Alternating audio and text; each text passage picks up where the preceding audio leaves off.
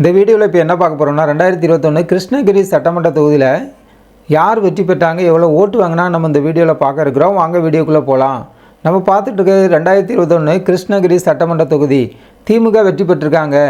96,050 ஓட்டு வாங்கியிருக்காங்க. 45.38% ஓட்டு வாங்கி திமுக வெற்றி பெற்றிருக்காங்க. ரெண்டாவது இடத்துல அதிமுக தோல்வி அடைஞ்சிருக்காங்க. 95,256 ஓட்டு வாங்கியிருக்காங்க. 45.1% ஓட்டு வாங்கி ரெண்டாவது இடத்துல இருக்காங்க அதிமுக.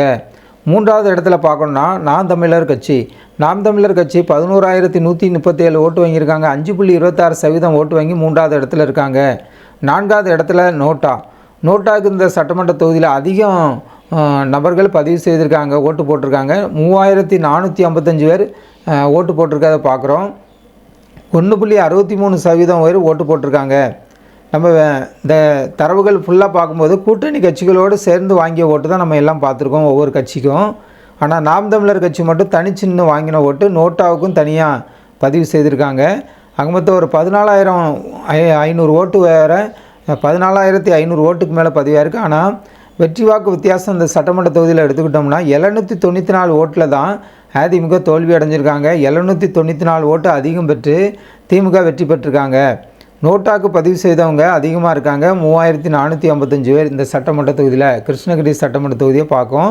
பதிவான வாக்குகள் மொத்தமாக 2021 எடுத்துக்கிட்டோம்னா அந்த சட்டமன்ற தொகுதியில் 2,11,648 பேர் பதிவு செய்திருக்காங்க, ஓட்டு போட்டிருக்காங்க. 79.52% ஓட்டு பதிவாயிருக்கு.